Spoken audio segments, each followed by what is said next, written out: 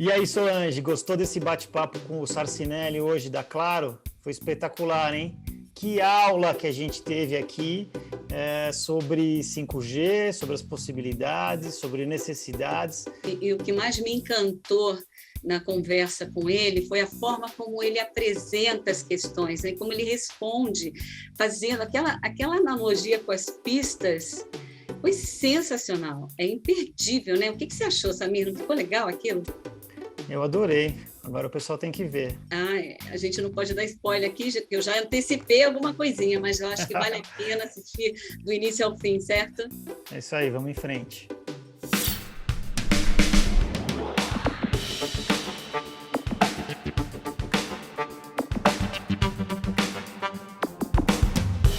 Olá, bem-vindos a mais um Expresso Talks, um programa sensacional, porque é um bate-papo. É isso daí, é um bate-papo do café, onde a gente chama aquelas pessoas que a gente sempre gostaria de conversar, que tem muito a ensinar para a gente, para falar para todos nós aqui um pouquinho da visão deles. E hoje a gente vai ter aqui o CTO da Claro, né?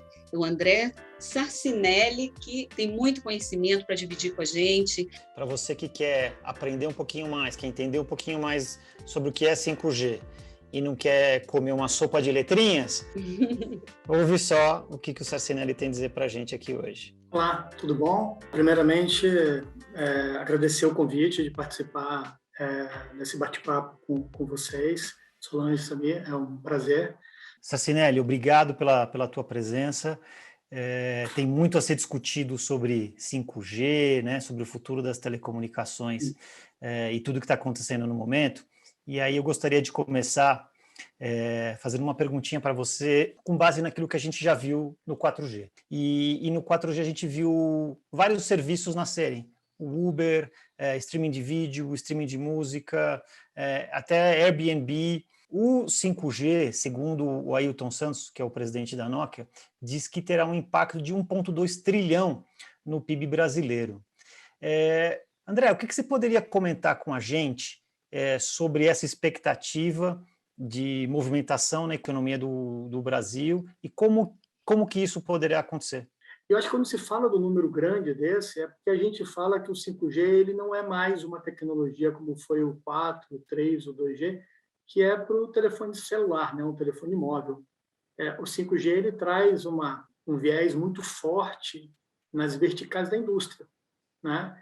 Acho que a gente pode falar um pouco assim, hoje, todos os aplicativos, eu vou falar que tem um que é uma exceção, mas todos os aplicativos que os clientes, que nós temos no nosso smartphone, não precisam de uma velocidade que o 5G vai trazer. Não precisam. Para funcionar com qualidade, nenhum deles precisa de 1 gigabit por segundo. Né? Você vai assistir Netflix, você vai ver filmes no YouTube, ou pequenos vídeos, você vai acessar suas redes sociais, LinkedIn, ou Facebook, Instagram, você vai ler e-mails, fazer mensagens no WhatsApp, mandar áudio, vídeo, não importa, da mesma forma que você faz hoje no 4.5G. Né? Porque nenhum serviço desse precisa mais que 10, 15 megabits por segundo.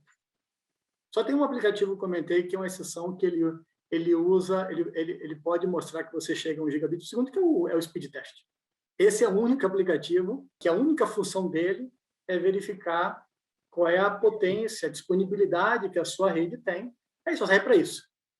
Não dá mais nada. Porém, a indústria acredita que vão vir novos serviços. Aí sim. Aí a gente está falando de serviços que hoje você não consome no seu telefone atualmente. E que talvez, no futuro, para você consumir, você tem que conectar um óculos de realidade virtual. Ou você tem que conectar um projetor de holografia. Ou você vai conectar o seu telefone numa outra máquina, né? Que vai fazer uma outra tarefa que hoje você não tem condição de fazer com o terminal. A gente está falando da capacidade que o telefone, né, de processamento, de memória, né, que tem hoje, né, de tecnologia embarcada, e a gente está falando de serviço. É sempre bom quando a gente fala em evolução, principalmente na área de telecom, você tem 3 pilares, né? Você precisa ter rede, que é a infraestrutura, você precisa ter serviço para ser consumido, Você tem que ter a tecnologia da infraestrutura, né? E você tem que ter o cliente que consome isso, né? Assim, o device e o cliente ali para consumir isso que o mercado está te oferecendo. No caso do consumo, o cliente somos nós. Então, o que a gente vai consumir além do Uber, Netflix, Airbnb, os OTTs que estão embarcados, as aplicações que estão embarcadas? Eu acredito que a gente vai consumir serviços de realidade virtual, realidade aumentada, reconhecimento de imagem, alguns aplicativos de gestão. Então, esses vão estar embarcados no telefone, né? Mas a transformação, ela está na indústria. A indústria quer fazer algo que não precisa de cabo, porque uma área específica da indústria tem robôs se movimentando, tem uma locomoção e precisa ter uma área limpa, está no Wi-Fi. O Wi-Fi é uma tecnologia aberta, de espectro aberto, ele pode estar poluído, interferido, ele não é regulado, ele tem uma banda limitada e uma latência X, né? O 5G ele vai trazer melhorias que hoje não a indústria precisa e que hoje o Wi-Fi não entrega. Sarcinelli, eu gostaria, com base em tudo isso que você falou, enfim, a gente está muito na expectativa, o mercado na expectativa de novos serviços, como você falou, e eu entendi que precisa de uma ação conjunta de evolução, né? Nos devices, enfim, a indústria vai ter que estar pronta para receber essas inovações. As operadoras estão de olho nisso, né? Já no caminho que vai ser trilhado. Então, eu gostaria de saber quais são as expectativas da Claro para desenhar novos serviços, já se antecipando e já estando pronto para essa década aí, essa nova era de 5G. Já tem alguma coisa no forno, um pensamento sobre esses novos serviços? Nós estamos desenvolvendo soluções específicas, né, na indústria, isso também em parceria com a WEG, com a Vedoscom, porque eles são um parceiro nosso importante para atuar nessa indústria, e vão sair serviços e produtos para que as outras empresas possam consumir em conjunto com o 5G. Está sendo criado em conjunto com as empresas, com a indústria, porque é importante que eles, mais do que ninguém, conhecem a necessidade da indústria, né? Sabe quais são os desafios, e a gente está lá apoiando esse desenvolvimento em conjunto. Ponto. Quando a gente fala do mercado de consumo, é muito mais aplicações de parceiros, né? Que vão vir para o consumidor no telefone móvel do que essas coisas que vão vir na indústria. E aí, sim, tem conversas, a gente tem tido conversas com startups, com empresas que desenvolvem programas, aplicações de realidade virtual. A gente vem discutindo com empresas que têm interesse em abordar a indústria de entretenimento, como eu posso dizer, estádios. E aí a gente começa a falar, né, que o 5G é o business to consumer, né?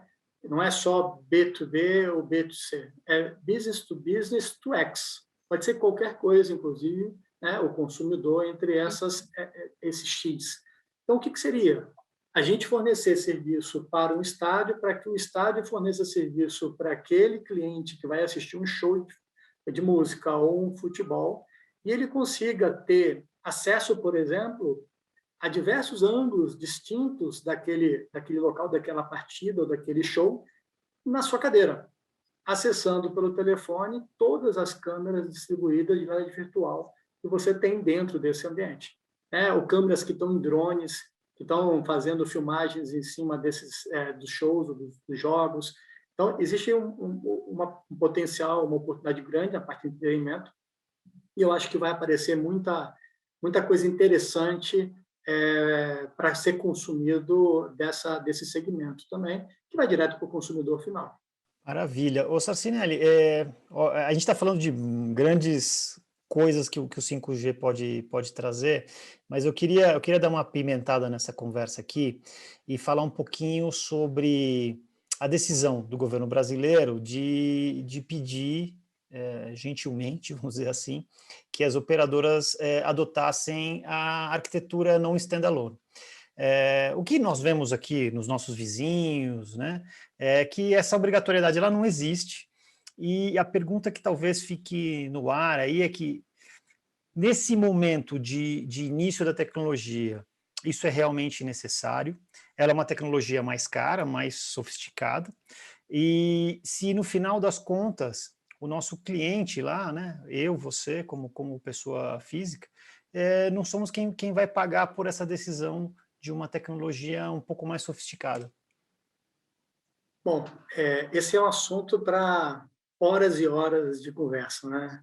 Eu já tenho participado já há meses de conversa com relação a esse assunto.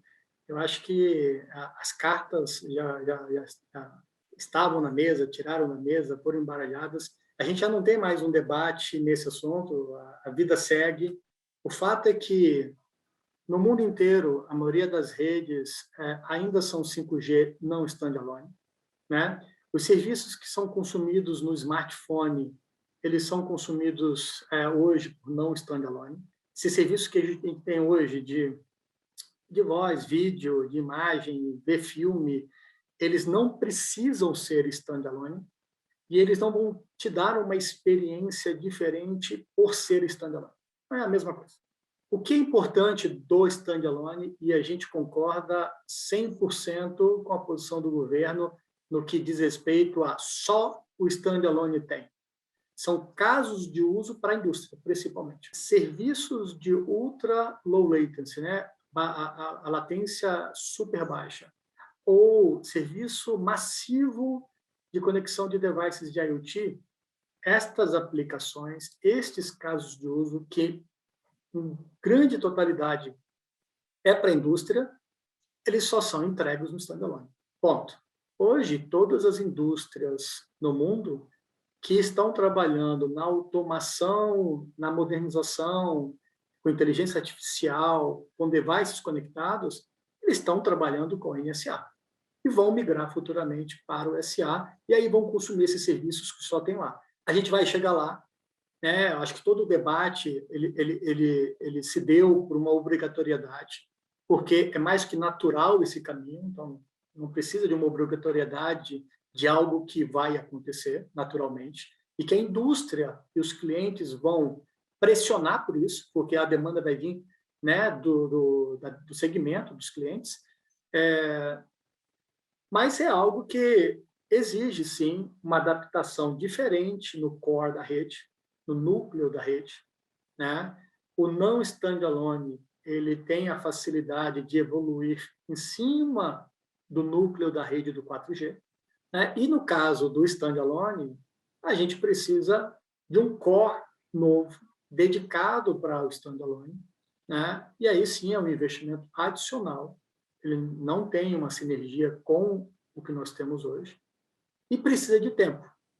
Então, a discussão não era só custo, é uma questão de tempo, é uma questão de maturidade da tecnologia, é uma questão de desenvolver isso da maneira correta e dar segurança que esse serviço vai ser entregue com qualidade no tempo que o governo está exigindo do leilão.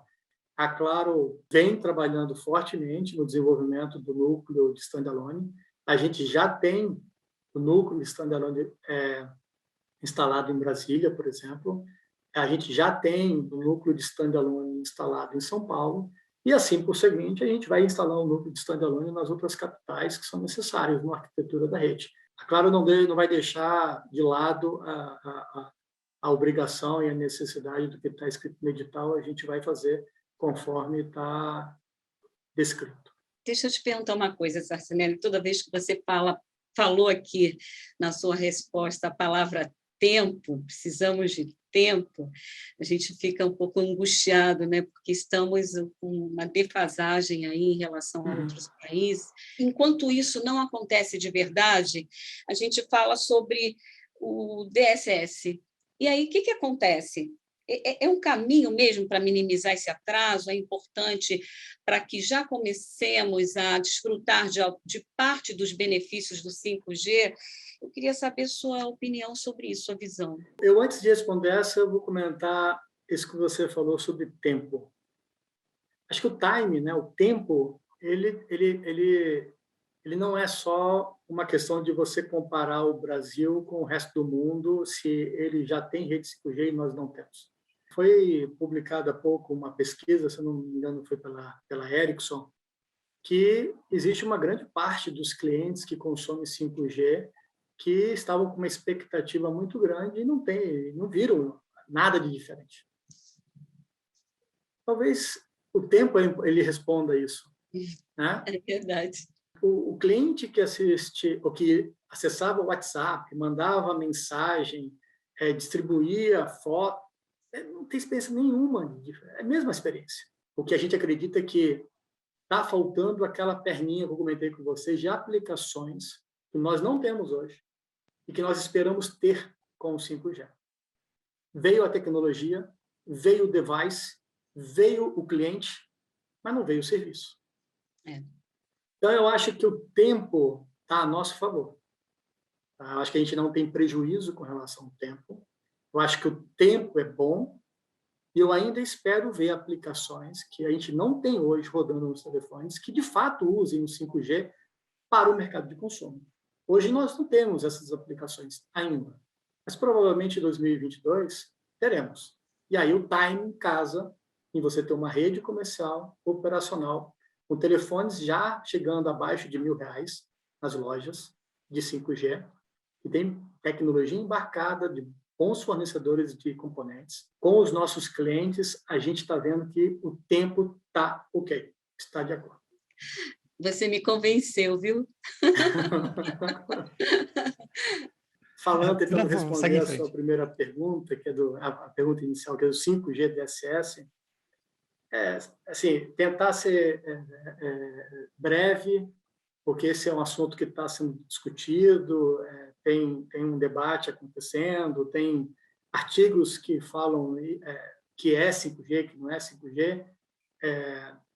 O fato é, o 5G, utilizando, né, o compartilhamento dinâmico de espectro, do espectro que nós temos hoje, e qual é a diferença do 5G que nós temos hoje, na TIM, na Vivo, na Claro, comparada com o 5G que está sendo discutido como o leilão do espectro que vai acontecer, espero, em alguns meses. A tecnologia que hoje nós instalamos no espectro atual, ele é um espectro de tamanho X.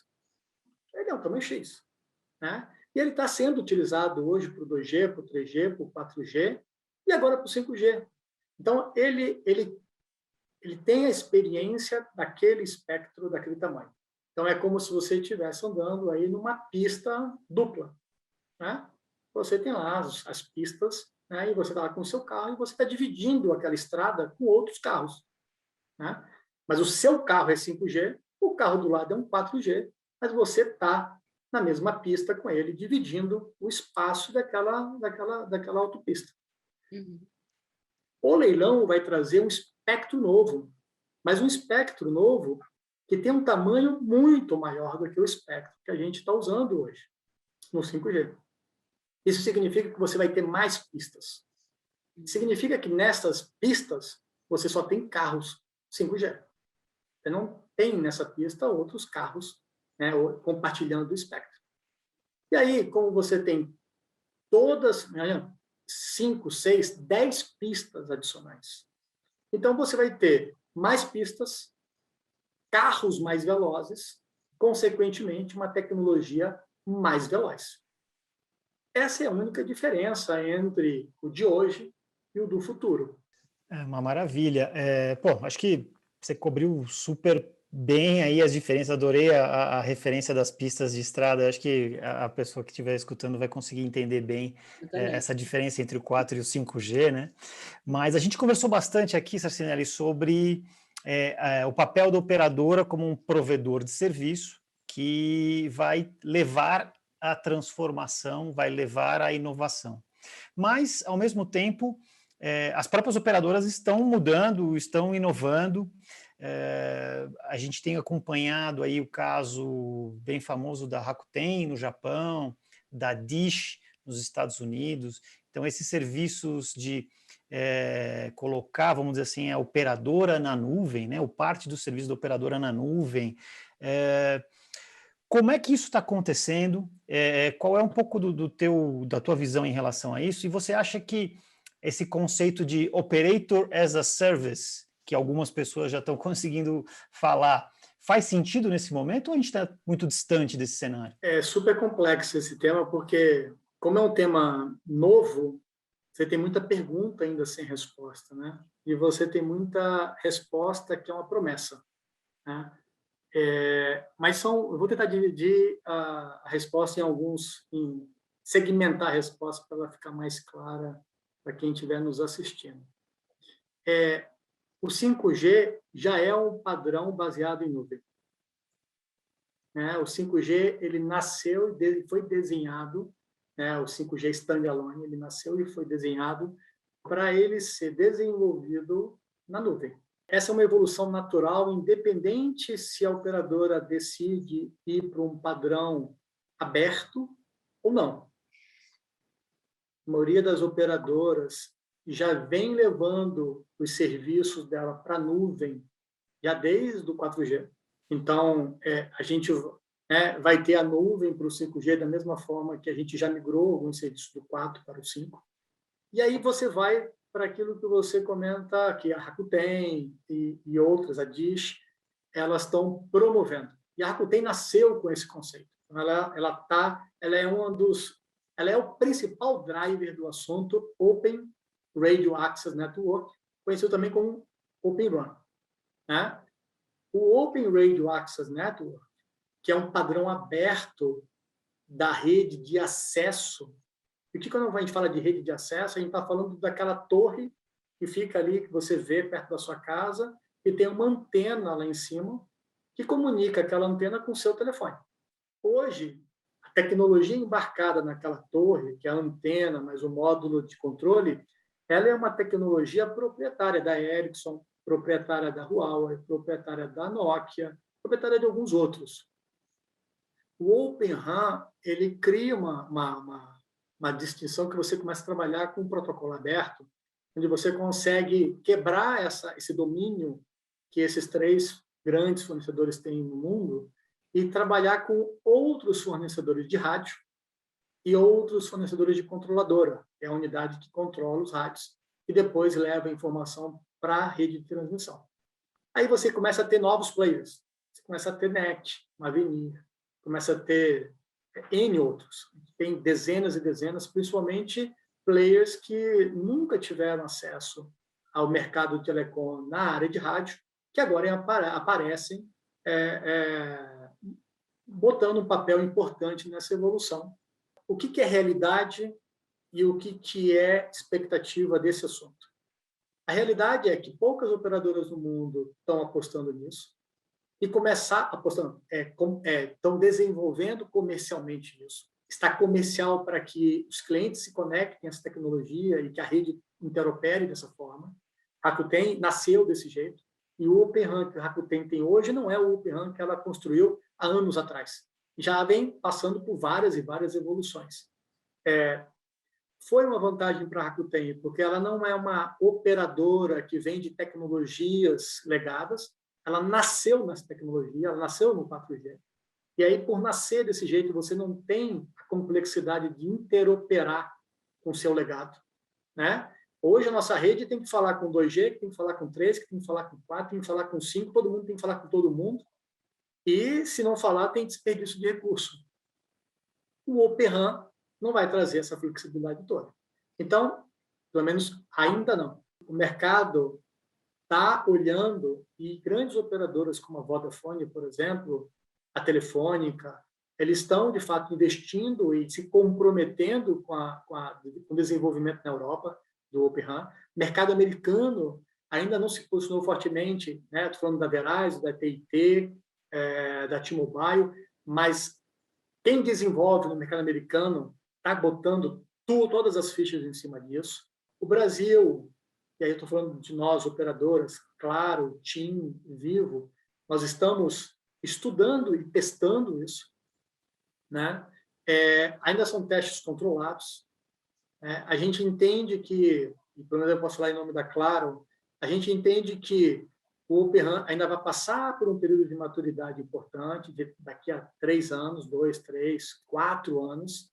Então, existe uma expectativa, e ela é tanto no cenário técnico quanto no cenário econômico, que o Open RAN vai ter um TCO, né, um Total Cost Ownership, que é CAPEX e OPEX, menor do que o que nós temos hoje dos fornecedores tradicionais.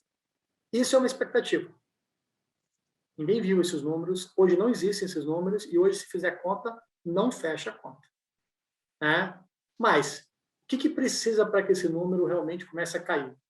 Precisa de escala, precisa de gente comprando, gente apostando, gente investindo. E aí, quando você tiver uma grande escala, quando você tiver a indústria nacional aqui no Brasil desenvolvendo esse tipo de equipamento, de software, de integração, o custo vai cair e aí, provavelmente, ele vai se tornar acessível. Na escala mundial, quem foi para o Open RAN e quem colocou estações radiobase baseadas em Open RAN, mundialmente, essa escala é muito pequena comparada com todos os outros que não são Open, não são abertos.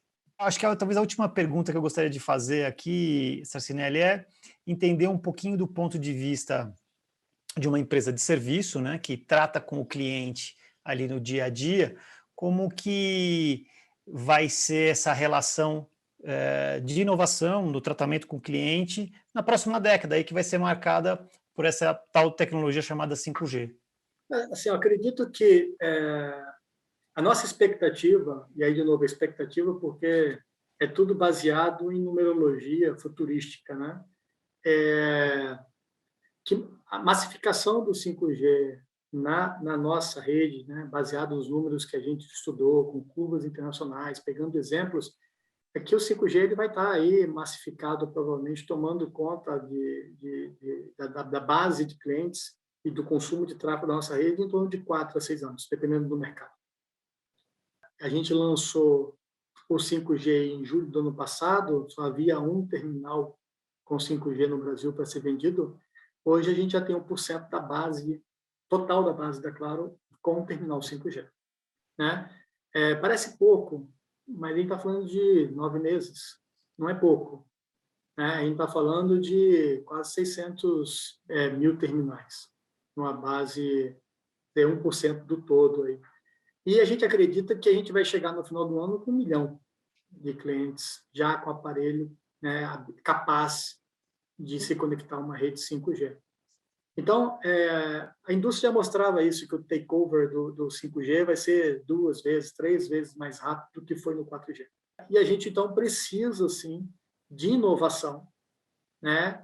Não é só inovação da rede, porque essa vai vir com a tecnologia, né? Mas a gente precisa de inovação em serviços e aplicações para o mercado consumir. E aí, de novo, são 2 mercados distintos.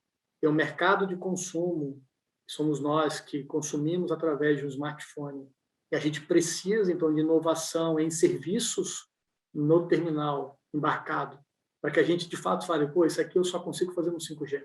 Eu espero que a gente tenha logo em breve, para que, de fato, a gente fale assim, pô, que bárbaro o 5G. E no mercado da indústria, da empresa, a inovação ela é latente. Acho que se tem um segmento que precisava de uma transformação baseado em tecnologia e que esse segmento. E o 5G veio para ser um grande habilitador da indústria e o Brasil, e não só da indústria, do setor de agro, de mineração. Acho que o Brasil, pelo tamanho que ele é, pela diversidade industrial que nós temos, tem grande oportunidade de dar um salto nos próximos 5 anos aí, baseado na tecnologia do 5G. Maravilha. Bom, eu acho que a gente vai chegando aqui ao final, né, Solange? E eu gostaria muito de agradecer o teu tempo, a tua atenção, Sarcinelli. Foi excelente ter essa aula de 5G contigo aí. Acho que todo mundo vai adorar. E deixar aqui o meu muito obrigado e nos veremos novamente. Excelente. Obrigado a vocês pelo convite. Foi um prazer.